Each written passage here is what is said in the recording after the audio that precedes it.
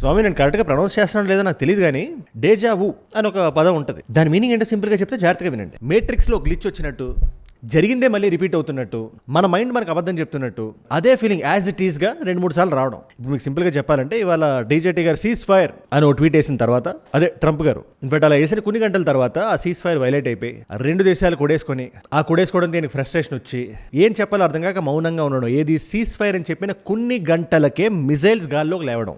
Israeli airstrikes have once again hit southern Tyre, just hours after evacuation warnings were issued, raising urgent questions about whether the region is truly part of any ceasefire. ఇది ఎక్కడో విన్నట్టుంది కదా. మీరు just ఒక 11 months వెనక్కి వెళ్తే last year May first week ఆ టైంలో ఇలాగే భారతదేశానికి పాకిస్తాన్కి సీజ్ ఫైర్ అని చెప్పిన తర్వాత కొన్ని గంటల తర్వాతే కొన్ని మిజైల్ గాల్లోకి లేచాయి. ఈయన మాటకి నిజంగా అర్థం ఉందా లేదా అనే మీనింగ్ వచ్చినట్టు ఆయన ఫ్రస్ట్రేట్ అయ్యారు. అలాంటిది మళ్ళీ జరిగింది. అలాగే నిన్న కూడా మన సీజ్ ఫైర్ గురించి మాట్లాడారు. 2 వారాలు సీజ్ ఫైర్ ఉంది, ఏప్రిల్ 22 వరకు సీజ్ ఫైర్ ఉంది అని చెప్పి మాట్లాడారు కదా. మన ఇండియన్ టైం ప్రకారం తెల్లవారుజామున 5 కొట్టాలి, 5:30 కొట్టాలి. వాళ్ళ టైం ఈస్టర్న్ టైం ప్రకారం 8 PM, మొన్న నైట్ 8 PM, మనకి నిన్న మార్నింగ్ నిన్న తెల్లవారుజామున 5:30 కొట్ల 1 o'clock ఒక ట్వీట్ వస్తుంది పాకిస్తాన్ ప్రైమ్ మినిస్టర్ నుంచి. ఆ ట్వీట్ ఏంటో మనం విడమర్చి మనం చదువుదాం మనం. బట్ దాని అంతరార్థం సింపుల్. మేము చాలా కష్టపడి ఇద్దరితో మీడియేట్ చేయించు, ఇద్దరు సీజ్ ఫైర్ కొప్పేసుకున్నారని చెప్పి. దీంట్లో చిన్న మెలిక కూడా ఉంది. ఇది నిజంగానే షేబాజ్ షరీఫే రాశాడా అనే క్వశ్చన్కి ఈ వీడియోలో మీకు ఆన్సర్ దొరికేస్తుంది. అందుకే పాకిస్తాన్ వాళ్ళు కొంచెం చదువుకొని ఉంటే, స్కూల్కి కాలేజీలు గట్రా వెళ్ళి ఉంటే ఇలాంటి తప్పిదాలు జరిగి ఉండే కదా. అంత పెద్ద తప్పిదం ఒకటి జరిగింది. ఏది ఏ టైంకి వస్తుంది? 1 AM ఇది జరిగిన 3:30 గంటల తర్వాత డీజేటీగా ట్వీట్ అవుట్ వస్తుంది. నిన్న మనం చదివాం కదా, ఇరాన్ ఒక 10 కండిషన్స్ పంపించింది, దాని మీద మేము వర్క్ చేస్తున్నాం, మేము కొన్ని కండిషన్స్ పంపించాం, దాని మీద వాళ్ళు వర్క్ చేస్తున్నారు. ప్రస్తుతానికి అయితే 2 వారాల పాటు ఎటువంటి యుద్ధాలు జరగవు, అందరూ సరిసమానంగా ఒప్పేసుకున్నారు సమాంతరంగా. దీనికి కర్త కర్మ క్రియ నేనే, వరల్డ్ పీస్ కోసం నేను ప్రాకులాడుతాను, ఇరాన్ని గోల్డెన్ ఏజ్కి పంపిస్తానని చెప్పి ఆయన మాట్లాడారు. ఇది జరిగిన కొన్ని గంటల తర్వాత ఇరాన్ కూడా ఒక ట్వీట్ వేసింది, సరే మేము ఒప్పేసుకుంటాం అది ఇది అని చెప్పి ఒక ట్వీట్. అది కూడా మనం చదువుతాం మన వీడియోలో. అది జరిగిన కొన్ని గంటల తర్వాత, ఈ సీజ్ ఫైర్ ట్వీట్ వచ్చిన కొన్ని గంటల తర్వాత హెజ్బుల్లా మీద, లెబనాన్ మీద దాడులు జరిగినాయి. అది కూడా మామూలు దాడులు కాదు, ఇప్పటిదాకా ఎప్పుడు జరిగిన స్కేల్లో చేసింది ఇజ్రాయెల్ ఆన్ లెబనాన్. ఇదంతా చూస్తే ఎవరికైనా అనిపించేది ఒకటే, ఇవాళ డీజేటీ గారి మాటని ఎవరు సీరియస్గా తీసుకోవట్లేదు. ఆయన టాకో అయిపోతారనే విషయాన్ని ఇవాళ అమెరికన్ ప్రజలు కూడా గుర్తించారు. అండ్ లెబనాన్లో ఇవాళ 250 మందికి పైగా చనిపోయారని చెప్పి వార్తలు వస్తున్నాయి. అక్కడ రెసిడెంట్స్ ఏమంటున్నారు? సింపుల్గా చెప్తున్నారు ఒకటే మాట, ఇజ్రాయెల్కి యుద్ధం ఆపే ఉద్దేశం లేదు, వాళ్ళు ఇది కంటిన్యూస్గా చేస్తూనే ఉంటారు. హెజ్బుల్లా అని జస్ట్ ఒక నేమ్ సేక్ వాళ్ళు వాడుతున్నారు తప్పితే అది ఒక ఉగ్రవాద సంస్థని. ఈ చుట్టుపక్కల ఉండే దేశాలు మొత్తాన్ని ఆబ్లిటరేట్ చేసే వరకు ఇజ్రాయెల్ ఆగదని చెప్పి ఒక వ్యక్తి అదే మీనింగ్ వచ్చినట్టు మాట్లాడు. ఒకసారి మీరు వినండి ఫస్ట్. يعني احنا ما توقعنا انه فجأة هيك بدون ما انذار ولا اي شيء يصير هالدرجة. لا انا ما عندي فكرة بهالموضوع كيف الضرب ليش عملوا هيك هون. దీని తర్వాత Karoline Leavitt, the press secretary of US, ఆవిడ ఒక జర్నలిస్ట్ అడిగారు ఇదే క్వశ్చన్, సేమ్ పాయింట్ని పట్టుకొని, ఈ లెబనాన్ మీద దాడులు జరుగుతున్నాయి కదా ఏంటి దాని మీద మీ స్పందన ఏంటంటే, ఆవిడ సింపుల్గా Lebanon is not part of the deal అని చెప్పి తేల్చేసింది. ఆవిడ అమెరికా ఎంత కోల్డ్గా ఫంక్షన్ అవుతుంది అని చెప్పడానికి ఇది చిన్న ఎగ్జాంపుల్. ఇది Lebanon is not part of the ceasefire. That has been relayed to all parties involved in the ceasefire. అందుకే నేను చెప్తున్నా ఇవాళ వీడియోలో ఈ ఛాలెంజెస్ గురించి మనం మాట్లాడాలి. ఇవాళ పాకిస్తాన్కి వరల్డ్ అటెన్షన్ వస్తుంది, ముఖ్యంగా అసీం మునీర్కి షేబాజ్ షరీఫ్కి, వీళ్ళిద్దరే కలిపి మీడియేషన్ జరిపారని చెప్పి. అందులో ఎంతవరకు నిజం ఉంది? ఒకవేళ నిజంగా ఈ సీజ్ ఫైర్ నిలబడుతుందా? ప్రస్తుతానికి నిలబడట్లేదు. దాన్ని కూడా పట్టుకొని కర్బ్ చేసి నిలబెడదాం అనుకుంటే ఎన్ని రోజులు నిలబడుతుంది? అలా నిలబడ్డానుకుంటే హర్డిల్స్ ఏంటి? వీళ్ళ ముగ్గురు ఏం ట్వీట్స్ రాశారు? వీళ్ళ ముగ్గురు స్టాండ్ ఏంటి ప్రస్తుతానికి? అమెరికాది, ఇరాన్ది, పాకిస్తాన్ది, ఆబ్వియస్లీ ఇజ్రాయెల్ది, లెబనాన్ది కూడా యాడ్ చేస్తా ఎండ్కి. ఇవన్నీ మనం కొట్టే తెచ్చేలా మాడదాం టకమని. నా సైడ్ నుంచి ఇలాంటి వీడియోస్ మీకు రోజు కూడా వస్తుంది, ఎవ్రీ సింగిల్ డే. ఇలాంటి గ్లోబల్ జియో పాలిటిక్స్ కూడా అందరికీ అర్థమయ్యే భాషలో సింప్లిఫై చేసి మనం మాట్లాడుకునే భాషలో మాడేస్తాం.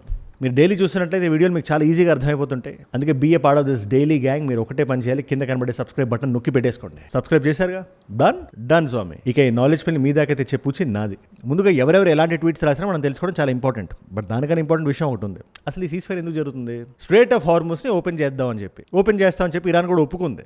మరి అది నిజంగా ఓపెన్ చేసి ఉందా ప్రస్తుతానికి అంటే లేదు.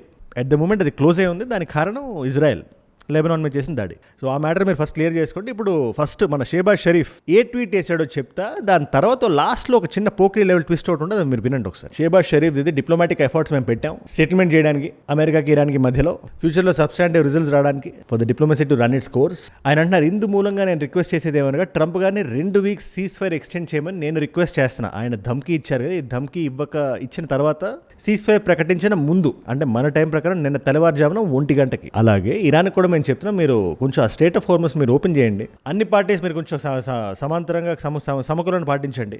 In the interest of long term peace and stability in the region అని చెప్పి చాలా పెద్ద పదాలు వాడి ఆయన రాశారు. కాకపోతే ఈ ట్వీట్ ఆయన పెట్టకముందు ఇంకో ట్వీట్ పెట్టారు. ఆ ట్వీట్ కూడా ఈ ట్వీటే, కాకపోతే ఎక్స్ట్రా ఒక లైన్ ఉండేది పైన. మీరు జాగ్రత్తగా చూడండి, Pakistan PM's tweet on X అని ఉంది. అక్కడ మీకు ఆల్రెడీ రెడ్ ఫ్లాగ్ వెలుగుంటుంది. షేబాజ్ షరీఫ్ దొరికేశాడని చెప్పి మనకి ఇక్కడ అర్థమైపోయింది క్లియర్గా. ఎవరో ఆయనకు రాయమని ఇచ్చారో ఆయన రాశాడు దాన్ని. ఇక్కడ అది ఎవరు అనేది మ్యాటర్, దాన్ని కూడా మనం డీకోడ్ చేద్దాం. ఇప్పుడు సరే ఒక వర్షనే ఉంటుంది, పాకిస్తాన్ వాళ్ళు ఏం చెప్తున్నారు, లేదు ఇది డిప్లొమాటిక్గా మా పాకిస్తాన్ బ్యూరోక్రసీ రాయిపించింది, రాసి ఆయనకి ఇచ్చి రాయమంది, ఇది పాకిస్తాన్ విదిన్నే, ఇది ఇన్ఫాక్ట్ మేమే ఇనిషియేట్ చేశాను దీన్ని, మా వాళ్ళు అలా చెప్పడం వల్ల ఆయన రాశాడని చెప్పి వాళ్ళు అంటారు అనుకుందాం ప్రస్తుతానికి. అలా అనుకుంటే ప్రైమ్ మినిస్టర్ ట్వీట్ అని రాయాలి, కానీ పాకిస్తాన్ ప్రైమ్ మినిస్టర్ ట్వీట్ ఎందుకు రాస్తారు? మన భారతదేశ ఎగ్జాంపుల్ మనం తీసుకుంటే, మనం మోదీ గారికి పిఎంఓ నుంచి ఏదైనా ఒకటి వెళ్ళింది ఆయన ట్వీట్ చేయాలని చెప్పి, ప్రైమ్ మినిస్టర్స్ ట్వీట్ అని రాస్తారు, కానీ ఇండియా ప్రైమ్ మినిస్టర్స్ ట్వీట్ అని చెప్పి మన లోపల మనమే రాసుకుంటామా? ఇది ఒకసారి మీరు అందరూ ఆలోచించాల్సిన విషయం. అది పాకిస్తాన్ ప్రైమ్ మినిస్టర్స్ ట్వీట్ అని వచ్చిందంటే అది ఒక మూడో దేశమే ఇచ్చింది. అది ఏ దేశం అయి ఉంటుంది? ఇది 1 మార్క్ ఆన్సర్కి ఇచ్చినా కూడా చాలా ఎక్కువ మార్కులు ఇచ్చినట్టు ఎవరైనా ఈజీగా గెస్ చేసేయగలుగుతారు. ఇజ్రాయెల్ ఇవ్వగలుగుతుందా? ఇవ్వదు. ఇరాన్ ఇవ్వగలుగుతుందా? ఇవ్వదు. పోనీ చైనానో రష్యానో నార్త్ కొరియానో ఇస్తుందో? కాదు. ఎవరు ఇస్తారు? అమెరికా కదా.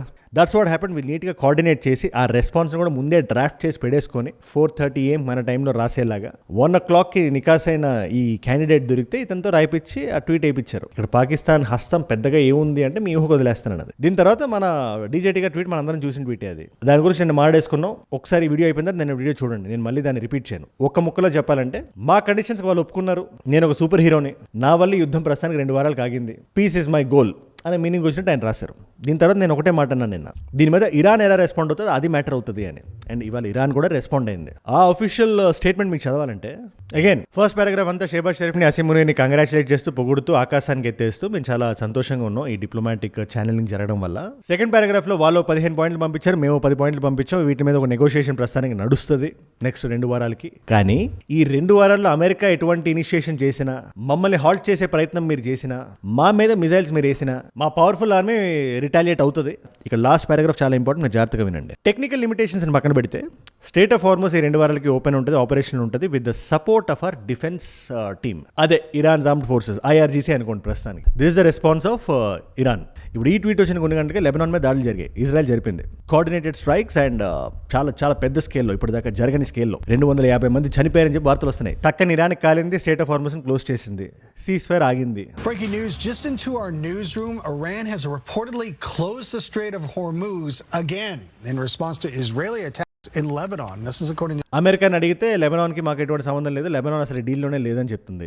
లెబనాన్ ఎక్కడుందో మీకు క్లియర్గా చూసినా కూడా ఇజ్రాయెల్ పైన ఉంటుంది, క్యాపిటల్ ఇస్ బేరెట్లోనే దాడులు జరిగినాయి. అండ్ ఆల్సో ఈ హెజ్బుల్లా అనే తీవ్రవాద సంస్థ ఎప్పటి నుంచి ఇజ్రాయెల్ ఇబ్బంది పెడుతుంది. వాళ్ళ సెంటర్స్ చాలా లెబనాన్లోనే. బట్ ఇక్కడ టైమింగ్ ఇంకా చాలా ఇంపార్టెంట్. హెజ్బుల్లానే కొట్టాలంటే ఈ సీజ్ ఫైర్ ప్రకటించిన కొన్ని గంటల తర్వాత ఎందుకు కొట్టాలి, కొన్ని గంటల తర్వాత ఎందుకు స్ట్రైక్ చేయాలి? ఇన్ఫాక్ట్ షేబాజ్ షరీఫ్ ఏమన్నారు, ఆయన ఇచ్చిన కండిషన్స్లో గల్ఫ్ రీజియన్లో ఉండే దేశాలన్నీ ఉన్నాయి, మిడిల్ ఈస్ట్లో ఉండే దేశాలన్నీ ఉన్నాయి, అందులో లెబనాన్ కూడా ఇంక్లూడెడే. ఇది ఆయన మాట. ఇప్పుడు దీనికి బెంజమిన్ నెతన్యాహు రెస్పాండ్ అవుతూ, లేదు Lebanon is not on the plate, it's not on the deal అనే మీనింగ్ వచ్చినట్టు ఆయన మాట్లాడారు. మరి దీనికి ఉండే అర్థం ఏంటి? వాళ్ళకి అసలు యుద్ధం ఆపే ప్రసక్తే లేదు. ఇజ్రాయెల్ కూడా నేను ఇక్కడ వెనకేసుకొని రావట్లేదు. ఇలాంటి టైంలో ఇంత డిస్ట్రాక్షన్ జరుగుతున్నప్పుడు, స్ట్రేట్ ఆఫ్ హార్మస్ వల్ల ప్రపంచం అంతా సఫర్ అవుతున్నప్పుడు, ఈ టైంలో కోఆర్డినేటెడ్గా దాడులు చేయడం is somewhere irresponsible. But Israel wants that. మీరు ఇజ్రాయెల్ పాయింట్ ఆఫ్ వ్యూలో మీరు చూస్తే, ఇజ్రాయెల్కి ఆ యుద్ధం జరగాలి. యుద్ధం ఆగితే, సీజ్ ఫైర్ జరిగిన నెగోషియేషన్ జరిగితే, ఆ యురేనియం ఎన్రిచ్మెంట్ ఏదైతే ఇరాన్లో జరుగుతుందో, లేదా న్యూక్లియర్ ప్రోగ్రామ్ ఏదైతే ఉందో, అది జరిగినా జరగకపోయినా ఇరాన్ ఎగ్జిస్టెన్స్ ఎప్పుడు ఇజ్రాయెల్కి థ్రెట్టే. ఇజ్రాయెల్ దాన్ని అలాగే చూస్తుంది. సో ఎంతవరకు అమెరికా యుద్ధాన్ని ఆపేసి అది చేద్దాం ఇది చేద్దాం అన్నా కూడా ఇజ్రాయెల్ పుష్ చేస్తుంది అమెరికాని. మళ్ళీ మీకు సింపుల్గా చెప్తాను, ఒక చిన్న ఇది చూడండి మీరు, ఒక చిన్న tweet. I think this Israel's embassy in Tajikistan. అది ఎంత కామెడీగా ఉందంటే, అమెరికా ఇరాన్ కొట్టుకుంటూ ఉంటుంది, పక్కన ఇజ్రాయెల్ పుష్ చేస్తున్నాడు. ఒకసారి మీరు చూడండి, నేను చెప్పడం కానీ మీరు చూస్తే చాలా ఇంట్రెస్టింగ్ మీకు అర్థమవుతుంది. అండ్ ఇక్కడ ఏదైతే సీజ్ ఫైర్ ఎమరైందో దాని మీద కూడా చాలా ట్వీట్స్ వచ్చాయి. ఇన్ఫాక్ట్ చాలా మంది నమ్మేశారు కూడా, ఈయన చెయ్యరు, ఈయన అన్ని ధమ్కీలే కానీ ఈయన ఎటువంటి హార్డ్ డెసిషన్ మేకింగ్ ఈయనకు ఉండదు అని. అందుకని ఎన్ని ధమ్కీలు ఇచ్చినా అందరూ వెయిట్ చేశారు. ఎట్లా they were waiting. And the moment ఇలా సీజ్ ఫైర్ అనౌన్స్ అవ్వగానే అందరూ డీజేటీ గారు పడిపోయారు. ట్విట్టర్ మొత్తం పడిపోయింది. వైట్ హౌస్ పోర్టర్స్ నుంచి అఫీషియల్ ట్వీట్ వేశారు కదా సీజ్ ఫైర్ ట్వీట్ కింద, అసలు మీరు ఇప్పటిదాకా ఎందుకు ఉంచుకుంటున్నారు ఇతన్ని, వరల్డ్ వార్ 3వ ప్రపంచ యుద్ధం వచ్చే లోపల మీరు దాన్ని తీసి పాడేయండి అని చెప్పి ఒకతను, ట్రంప్ టాకోడ్ అని చెప్పి ఇంకొకడు. CNN లో ఈ హెడ్లైన్ చూడండి ఒకసారి. ట్రంప్ టాకో అవడమే కాదు, ఇవాళ కాన్స్టిట్యూషన్ క్వశ్చన్స్ కూడా రైజ్ అవుతున్నాయి, ఆర్మీ పరువు కూడా ఇవాళ క్వశ్చన్ అవుతుంది అని మీనింగ్ వచ్చినట్టు వాళ్ళు రాశారు. ఒకసారి హెడ్లైన్ చూడండి మీరు. ఎనీవేస్ ఇవన్నీ జరుగుతుంటే ప్రపంచం అంతా ఒక డిస్ట్రెస్లో ఉంది, ఒక అన్సర్టనిటీలో ఉంటే, ఇండియాలో there is something very interesting that happened. ఒక న్యూక్లియర్ రియాక్టర్ లాంచ్ అయితే దీని మీద మోదీ గారు ట్వీట్ వేస్తే 40 మిలియన్ పీపుల్ చూశారు. అంటే దాని అర్థం ఒకటే, ఎవరెవరైతే సైన్స్ న్యూక్లియర్ ఎంతూజియాస్ట్ ఉన్నారో ప్రపంచ వ్యాప్తంగా వాళ్ళందరికీ ఇంట్రెస్ట్ కలిగించే న్యూస్ ఇది. ఇది ఎలా రన్ అవుతుంది మీకు సింపుల్గా చెప్పాలంటే, ఒక కార్లో మనం 100 రూపాయలు పెట్రోల్ కొట్టిస్తే అది కార్ ఇచ్చే మైలేజ్కి 200 రూపాయలు పెట్రోల్ కొట్టిస్తే ఎంత తిరుగుతుంది, మనం ఎలా ఫీల్ అవుతాం? మన ఇన్పుట్ కన్నా అవుట్పుట్ ఎక్కువ ఉంటే అలాంటి న్యూక్లియర్ రియాక్టర్ మనం క్రియేట్ చేయగలిగితే దాని అర్థం మీకు అర్థమవుతుందా? అలాంటిది మనం క్రియేట్ చేయగలిగాం. We're currently at the second stage stage మన న్యూక్లియర్ ప్రోగ్రామ్ ఏదైతే భారత్కు ఉందో థర్డ్ స్టేజ్లో థోరియం కూడా ఇన్వాల్వ్ అవుతుంది. ఇదంతా మనం ఎందుకు చేస్తున్నారంటే హోమీ బాబా గారు అని చెప్పి ఆయన ఎన్నో దశాబ్దాల వెనక భారతదేశం కోసం ఒక 3 స్టేజ్ న్యూక్లియర్ ప్రోగ్రామ్ని ప్రపోజ్ చేశారు ఆయన. ఇవాళ కూడా మనం ఆయనకి థ్యాంక్స్ చెప్పాల్సిన విషయం అది. ఎందుకంటే మన దేశాన్ని మనం చూసుకుని అందరికీ అర్థమయ్యేలా చెప్తా, మన దేశంలో యురేనియం మనం బయట నుంచి ఎక్కువ కొనాలి, మన దగ్గర అన్ని రిజర్వ్స్ లేవు, బట్ థోరియం చాలా ఎక్కువ ఉంది. బట్ ఈ థోరియం చేయాలంటే అది కొన్ని స్టేజెస్ దాటి వెళ్ళాలి. ఆ 3 స్టేజ్లో మనం ప్రస్తుతానికి 2వ స్టేజ్కి ఎంటర్ అయ్యాం, వేర్ యురేనియం 239, 233 నుంచి ప్లూటోనియంకి వచ్చి ప్లూటోనియం నుండి థోరియం లెవెల్ వరకు వెళ్ళేదానికి. అగైన్ ఇది హార్డ్ సైన్స్. ఇది మనందరం తెలుసుకోవాల్సిన విషయం ఏంటంటే మన న్యూక్లియర్ ప్రోగ్రామ్ మీద ఇండిపెండెంట్గా సోవరెన్గా మనం వర్క్ చేస్తున్నాం, బయట దేశాల మీద డిపెండ్ అవ్వకుండా మన మీద మనమే డిపెండ్ అవ్వగలిగేలాగా. ఎనీవేస్ దీని మీద సెపరేట్ వీడియో చేయాలి, ఇది సందర్భం వచ్చింది కాబట్టి చెప్తున్నాను. ఇక్కడ ఈ యుద్ధానికి సంబంధించి సీజ్ఫైర్కి సంబంధించి ఇది నిజంగా నిలబడదా మీరేమంటారు? నిలబడితే 2 వారాలు నిలబడుతుందా? 2 వారాలు నిలబడిన తర్వాత ఏమవుద్దని చెప్పి మీరు అనుకుంటున్నారు? మీరు ఎక్కడి నుంచి వీడియోలు చూస్తున్నారు? ఇవన్నీ కామెంట్స్ రాయండి, జస్ట్ ఎంగేజ్. ఎందుకంటే ఎక్కడ ఎవరు ఎంత కూర్చొని ఏం మాట్లాడినా ఏం న్యూస్ చూసినా కూడా అక్కడ గ్రౌండ్ రియాలిటీ ఆ దేశాల్లో ఉండే వాళ్ళకే తెలుస్తుంది. ఆయా దేశాల్లో కానీ మీరు ఉంటే, ఫర్ ఎగ్జాంపుల్ గల్ఫ్ రీజియన్లో మన వాళ్ళు 1 కోటి మందికి పైగా ఉన్నారు. So you write what is happening in those places at the moment, how is the situation there? మా అందరిని ఎన్లైటన్ చేయండి, కింద కామెంట్స్ రాయండి, మీరే మమ్మల్ని హెల్ప్ చేయగలుగుతారు. ప్రస్తుతానికి అజయ్ ఫ్రామ్ ఏజుడ్ అని ఉంటుంది, అజయ్ ఫ్రామ్ అని రాయండి, it's verified profile, tick mark ఉంటుంది, 1+ మిలియన్ ఫాలోవర్స్ ఉంటారు, మీరు టక్ అని వచ్చేయచ్చు. అక్కడ ఇలాంటి వీడియోస్ని రీల్స్లో చూడొచ్చు. నా లైఫ్లో నా చుట్టూ ఏమైనా జరుగుతున్నా, నాకేదైనా వీడియో ఐడియా టాపిక్ మీరు ఇద్దామనుకున్నా కూడా it's a great place. In fact మీరు అక్కడ చాలా ఆర్టికల్స్ నాకు పంపిస్తున్నారు, దాని నుంచి నేను తీసి ఈ వీడియోస్లో నేను ఇంక్లూడ్ చేస్తున్నా. ఏజుడ్ అంటే మనం అంటే అది నేను ఊరికనే అన్న మాట కాదు, అది నేను ఎటువంటి పరిస్థితుల్లో ఉన్నా కూడా మీరు నాకు తోడుగా ఉన్నారు, అండ్ ఇక్కడ మీ గొంతు కూడా మీది రావాలి.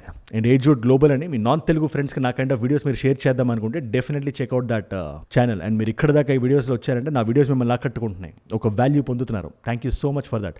మీరు ఇస్తున్న వాచ్ టైం, మీ టెన్షన్ ఉంది కదా, ప్రాణం పెట్టి నన్ను పనిచేయడానికి, రోజు నిర్భయంగా నిర్మోహమాటంగా మాట్లాడడానికి నన్ను ప్రేరేపిస్తుంది, ప్రోత్సహిస్తుంది. దానికి మీరే నా ప్రేరణ, you are my inspiration. In fact మీరు ఇలా చూడడం వల్ల ఎంతమంది కొత్త వాళ్ళకి రీచ్ అవుతుంది అనుకుంటున్నారు? అలాంటి కొత్త వాళ్ళు మీరు కానీ ఉంటే, నేను వీడియో పెట్టగానే మీ దాకా రావాలంటే మీరు ఏం చేయాలి? కింద కనబడే సబ్స్క్రైబ్ బటన్ నొక్కి పెట్టేసుకోండి. యుద్ధానికి సంబంధించి గంటకి అప్డేట్స్ వస్తున్నా కూడా నా వీడియో, నా అప్డేట్ ఏది మీకు మిస్ అవ్వదు. దాన్ని కన్సైజ్గా మనం అందరం ఆడుకునే భాషలో సింప్లిఫై చేసి మీరు పడుకునే ముందు మీ మొబైల్ ఫోన్స్లో తెచ్చే పూచి నాది. మీరు చేయాల్సింది ఒకటే, సబ్స్క్రైబ్ చేశారుగా, డన్ స్వామి. మీకోసం 2 వీడియోస్ పెడుతున్నాను ఇక్కడ. ఇరాన్ ఒక 10 కండిషన్స్ పంపించింది అంటున్నారు కదా, ఏంటా 10 కండిషన్స్? దాంట్లో ఉండే అంతరార్థం ఏంటి అంటే క్రిస్టల్ క్లియర్ ఎక్స్ప్లెనేషన్తో ఆ వీడియో ఇక్కడ ఉంది. లేదు అసలు ఈ యుద్ధం ఎలా మొదలైంది తెలుసుకుందాం అనుకుంటే ఆ వీడియో ఇక్కడ ఉంది. మీకు ఏ వీడియో ఇంట్రెస్ట్ ఉంటే ఆ వీడియోని చూడండి. నేను మళ్ళీ మిమ్మల్ని రేపు ఇంకో వీడియోతో కలుస్తా. మనందరం కలిసి పెరగాలి, కలిసి ఎదగాలి. Let us all grow together. Let us all rise together. Rise above ignorance, rise above arrogance, rise above hate. ఏజుడ్ అంటే మనం. జై హింద్, జై భారత్, జై ఆంజనేయ, ఓం నమః శివాయ, స్వామియే శరణమయ్యప్ప.